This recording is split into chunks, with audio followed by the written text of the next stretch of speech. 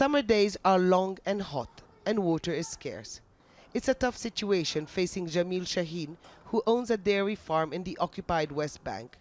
He's been forced to buy water elsewhere, but it's not enough. His cows are still thirsty. It's an issue. The lack of water has an impact on the quantity of milk they produce. It takes a few days for them to go back to normal.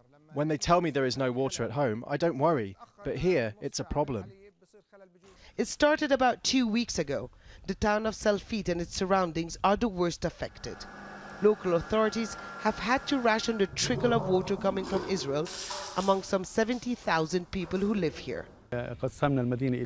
We divide the town in 3 zones and give water to each one of them by turn, so every household gets it every 3 days. It's the only way to meet the basic needs of people.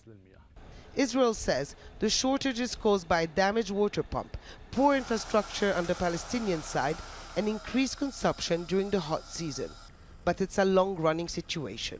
There are large reserves in the area, but the problem is that Israel has gained control over water after the 1967 war, and since it controls the quantity of water supplied to the occupied West Bank, and it has rarely granted permits to Palestinians to build new wells.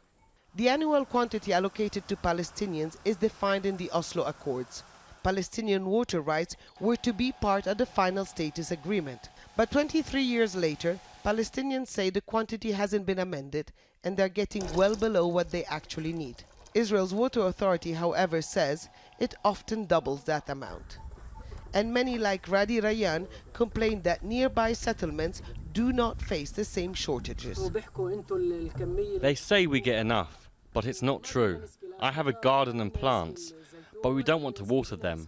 We want water for our children to drink and shower, wash our clothes. Those are the basics in life. Today, the skyline of Salfit is dotted with plastic water tanks. It's hard to believe that it was once called the town of 99 Springs. Huda Abdelhamid, Al Jazeera, in the occupied West Bank.